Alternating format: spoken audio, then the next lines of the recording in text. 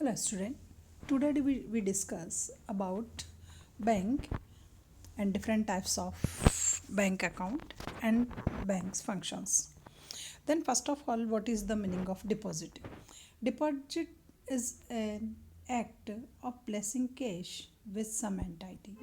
It means deposit का meaning होता है कि आप कैश को किसी इंस्टीट्यूशंस को जो है वो डिपॉजिट करने के लिए देते हो या सेफ्टी के पर्पस से उसको डिलीवर करते हो. Most commonly with financial institution such as bank. Almost आप किसी बैंक में एज ए कैश सेफ्टी के पर्पस से कुछ कैश बैंक को डिलीवर करते हो, then it is known as deposit. A person who making deposit is known as depositor. जिसके थ्रू ये डिपॉजिट क्रिएट की जाती है, जो ये डिपॉजिट करता है, उस पर्सन को हम डिपॉजिटर कहते हैं. And depositor is a lender of money. Almost वो मनी का लेंडर्स है और एक पर्टिकुलर टाइम पीरियड के लिए वो बैंक में कुछ अमाउंट जो है वो डिपॉजिट कराता है. Then deposit facility refer to a any kind of facility related from depositing cash. कि कैश को आप डिपॉजिट करते हो, विड्रॉल की फैसिलिटी देते हो, उससे ट्रांजेक्शन्स करने की फैसिलिटी देते हो, then it is known as deposit facility. Then various types of accounts. Banks provide various types of accounts in which a depositor can deposit his amount. Then first of all, saving account, current account, fixed deposit account and recurring deposit account. These are the four types of accounts. Then first of all, saving account. It is very popular and famous account. Almost persons have saving account. Maximum inside the country हमारी जितनी भी working population है, earning population है, उसका 90% part जो है at least वो saving account holder ही है इनसाइड द कंट्री. मैक्सिमम इसमें जो है वो सैलरी हेड पर्सन है, जिनकी सैलरी आती है एक पर्टिकुलर टाइम पीरियड में. मंथ की एक फिक्स डेट को उनकी सैलरी आती है और ऑलमोस्ट ये सैलरी इसी अकाउंट में आकर के डिपॉजिट हो जाती है. As a name suggest the type of account is suitable for the people who have definite income. Almost जिनकी डेफिनेट इनकम होती है, मंथली एक फिक्स्ड सैलरी आती है, ऑलमोस्ट ये अकाउंट उनके थ्रू ओपन किया जाता है. And looking for save money, और जिनका पर्पस होता है कि उस मनी का बेटर यूटिलाइजेशन किया जाए. स्लोली एंड स्लोली उस मनी को जो है अपने पर्पस के लिए बड़ी सेफ्टी से जिनको यूज़ करना होता है अपने इनकम को, this type of account can be open with minimum initial deposit. इसको एक मिनिमम इनिशियल डिपॉजिट अमाउंट होती है, उसको डिपॉजिट करा करके इस अकाउंट को ओपन कराया जाता है. Money can be deposited any times. Almost money को हम किसी भी टाइम डिपॉजिट करा सकते हैं. And withdrawal can be made either by signing cheque, withdrawal form etcetera issue कर सकते हैं. ATM facilities also provide in this type of bank. Interest is also provide. Almost इस अकाउंट पर जो है बैंक के थ्रू वो इंटरेस्ट भी प्रोवाइड किया जाता है.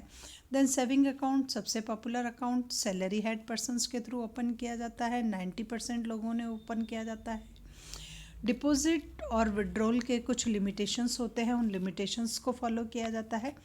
एटीएम फैसिलिटी इसके थ्रू प्रोवाइड की जाती है. मंथ में 5 टाइम्स आपको विड्रॉल करने का राइट होता है उस एटीएम के थ्रू. डिपॉजिट और विड्रॉल के साथ साथ इसमें आपको चेक बुक भी प्रोवाइड की जाती है.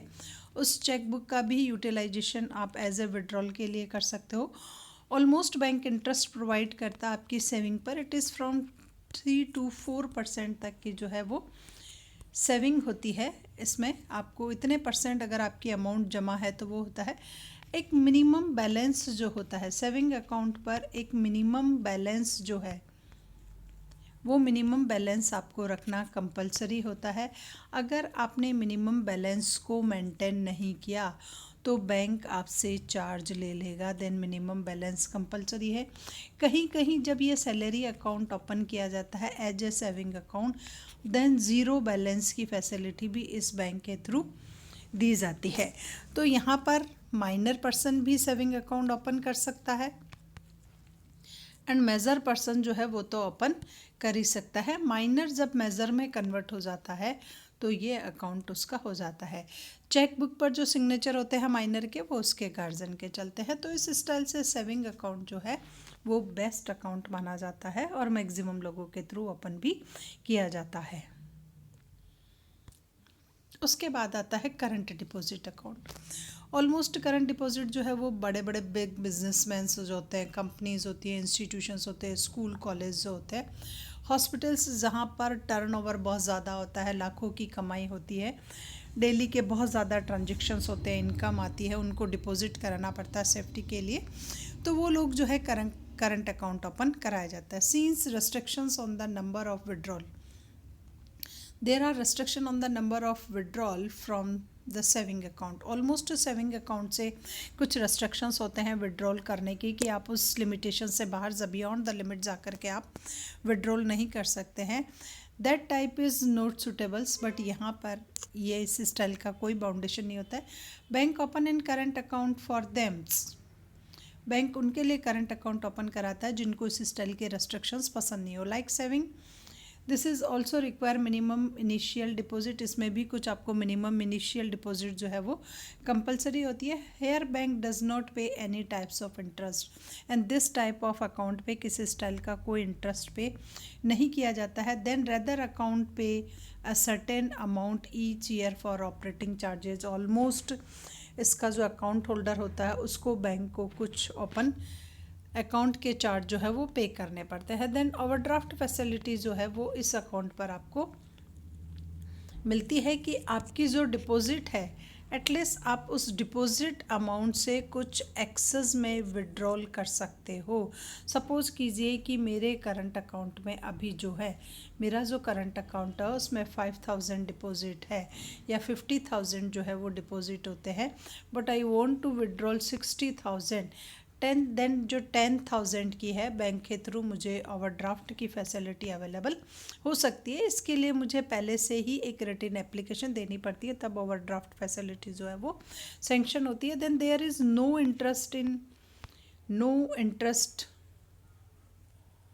On current account. Current account पे किसी स्टाइल का बैंक कोई भी इंटरेस्ट पे नहीं करता है।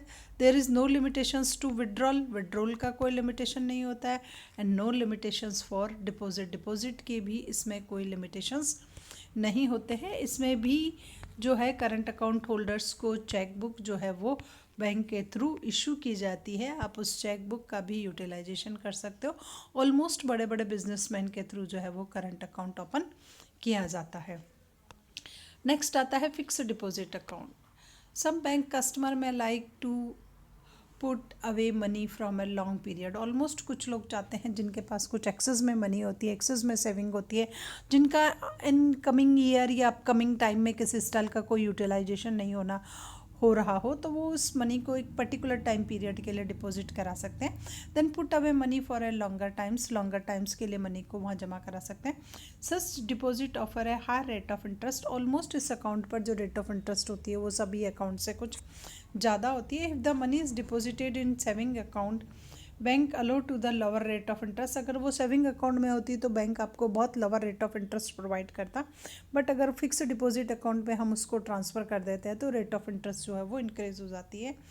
Therefore the money deposited in fix deposit account to earn interest at a higher rate of interest के लिए ये जो है वो किया जाता है। अब फिक्स डिपॉजिट अकाउंट में पर्टिकुलर अमाउंट का कोई लिमिटेशंस नहीं है, आप कितनी भी अमाउंट में एफडी जो है वो प्रिपेयर कर सकते हो। माइनर और मेजर दोनों की एफडी जो है इसमें हो सकती है।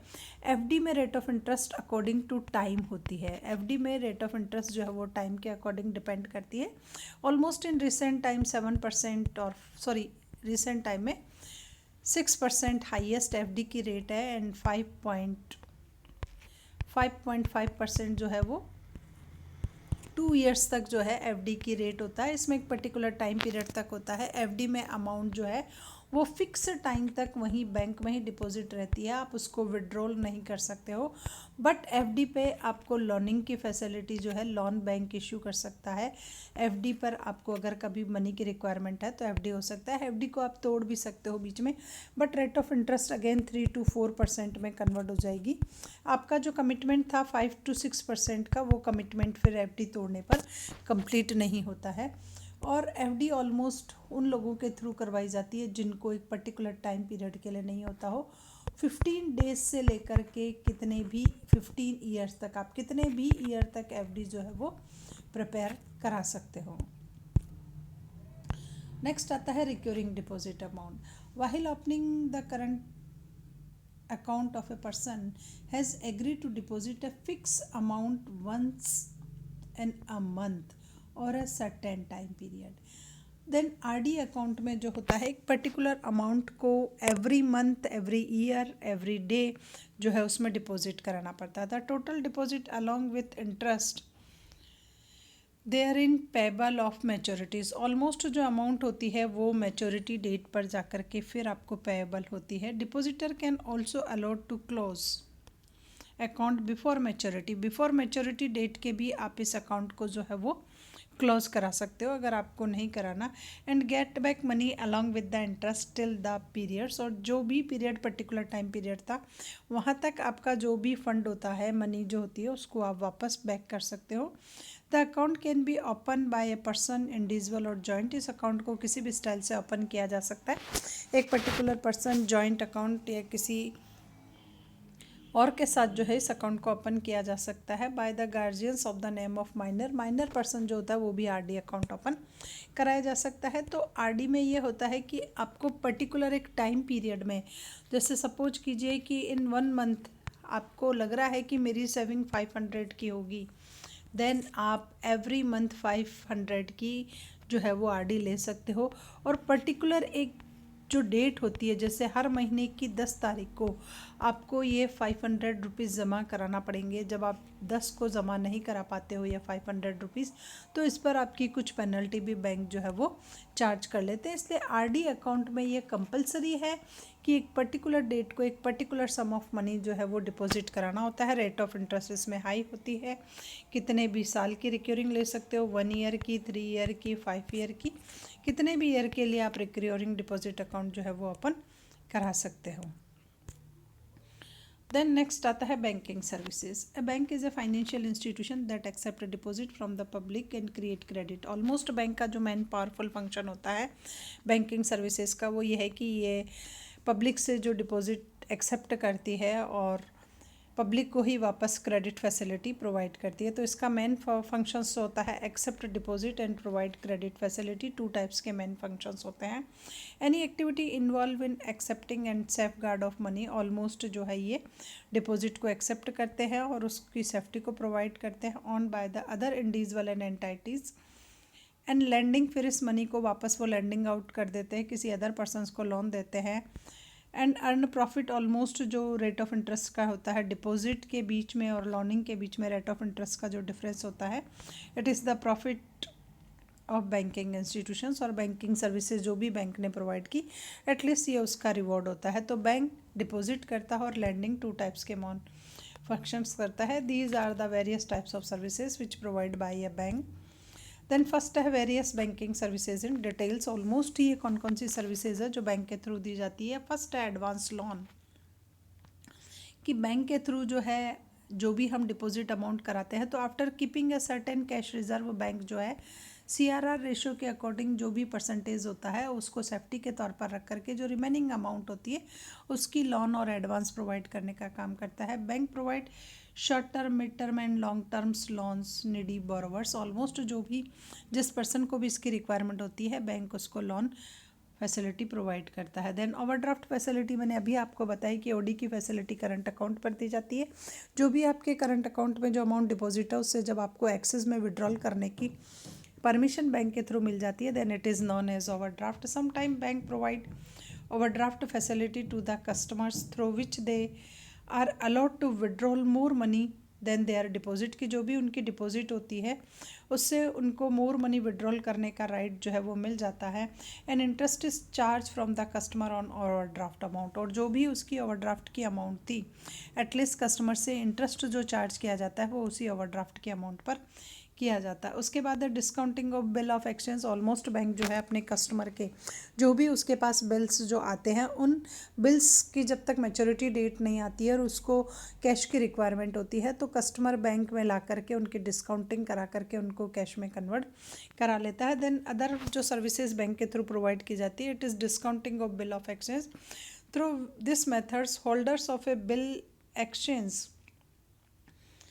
Bill of exchange, holder of A bill of exchange can get discounted by the bank. Almost जो भी कोई होल्डर होता है, ऑनर जो होता है, जिसके पास कोई नेगोशिएबल इंस्ट्रूमेंट होता है, उस नेगोशिएबल इंस्ट्रूमेंट को वो बैंक में ला करके उसकी डिस्काउंटिंग करवा सकता है। In a bill of exchange the debtor accept the bill drawn upon him by the creditors and agree to pay the amount on maturity date. Almost जो होता है उसका होल्डर होता है बिल का, वो उस बिल से बैंक को डिस्काउंटिंग करवा लेता है और फिर मैच्योरिटी डेट पर एग्री हो जाता है कि वो उस अमाउंट को वापस पे कर देगा। तो इससे उसको पर्टिकुलर टाइम पीरियड के टाइम उसको कैश की फैसिलिटी अवेलेबल हो जाती है। उसके बाद चेक पेमेंट, बैंक जो है जितने भी कस्टमर्स के थ्रू जो भी चेक्स रिटर्न किए जाते हैं, बैंक उन सभी कस्टमर का पेमेंट कर देता है।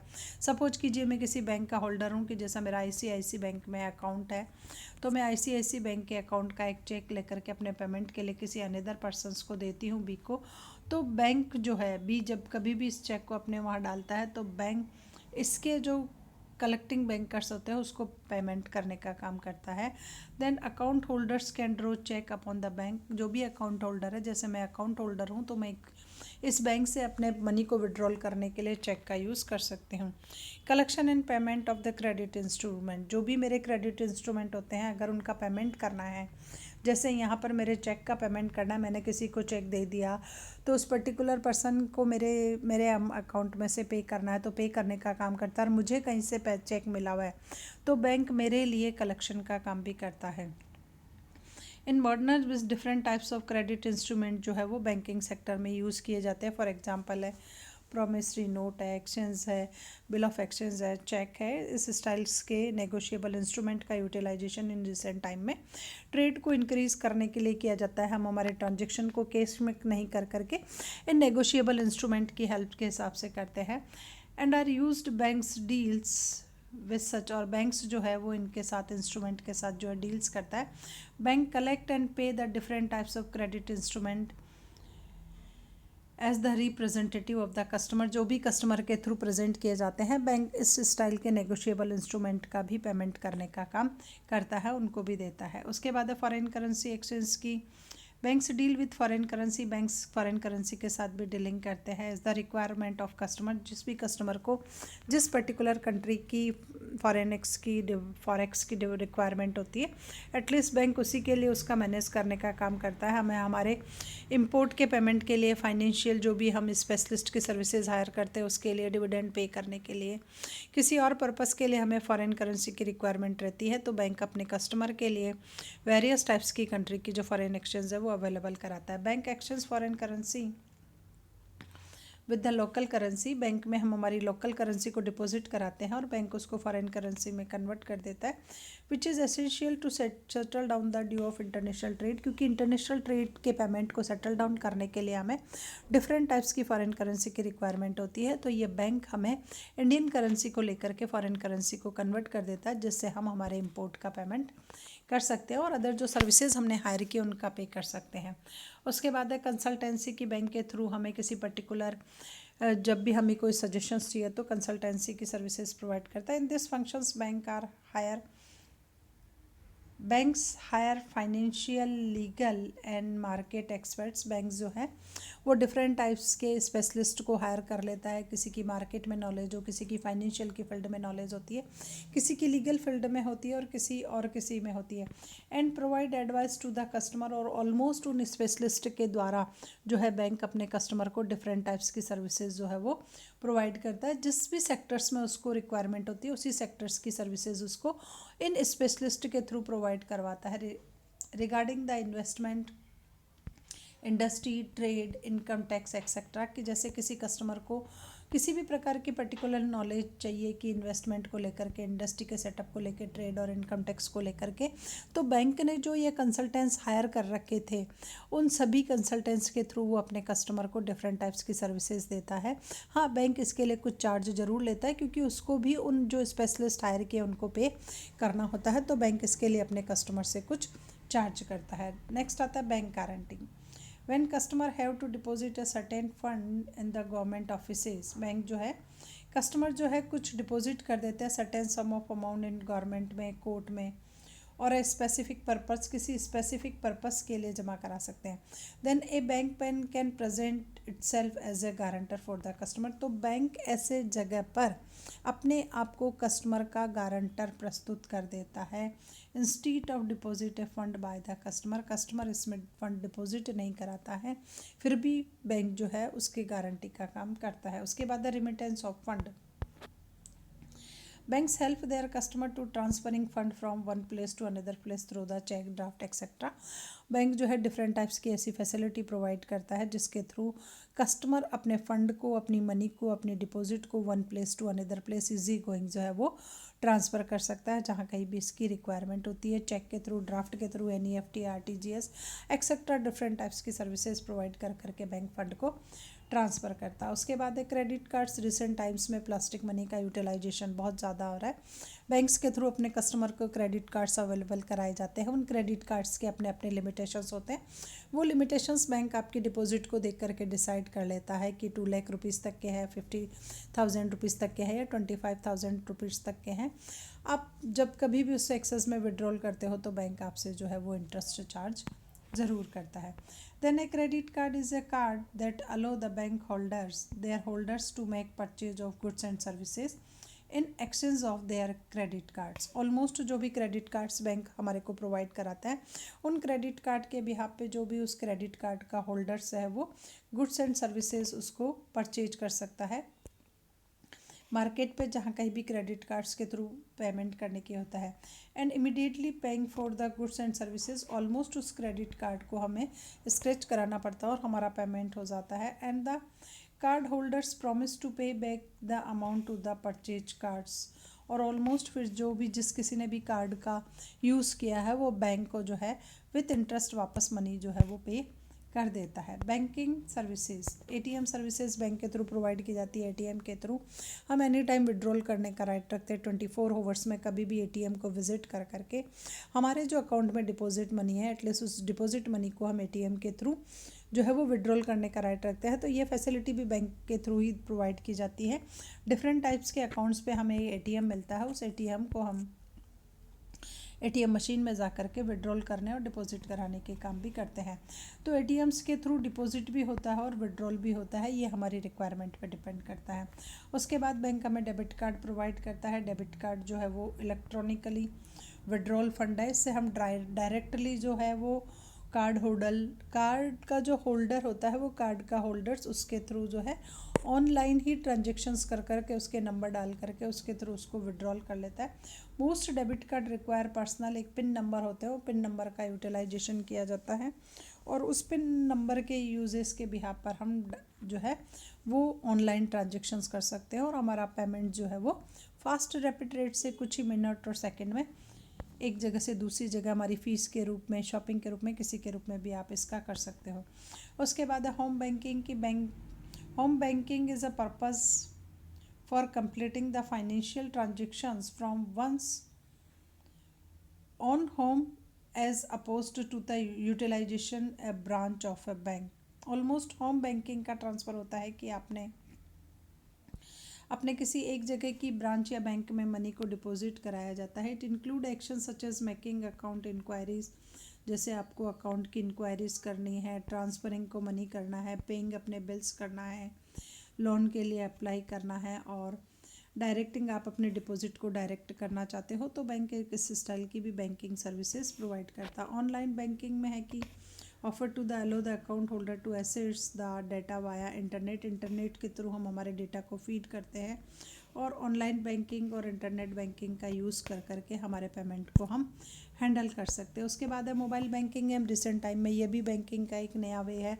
बैंकिंग सर्विसेज है, मोबाइल बैंकिंग है। मोबाइल ऐप के थ्रू जो है स्मार्टफोन जो होते हैं जिसमें ये ऐप पाया जाता है। Mobile banking also known as M banking is the term use for performing balance check कर सकते हैं। इसके माध्यम से हम हमारे मोबाइल में ही जो होता है कुछ आपको डालना पड़ता है, जो भी आपका पासवर्ड होता है और आप अपने बैलेंस को चेक कर सकते हो, अकाउंट ट्रांजेक्शन्स कर सकते हो, एटलीस्ट आप उसके थ्रू अपना पेमेंट भी कर सकते हो, क्रेडिट के लिए एप्लीकेशन दे सकते हो और अदर बैंकिंग ट्रांजेक्शन्स भी आप उसके थ्रू कर सकते हो। जो भी मोबाइल डिवाइस आपका है या मोबाइल फ़ोन है उसके थ्रू हम बैंक्स को हैंडल कर सकते हैं। उसके बाद है प्रायोरिटी बैंकिंग।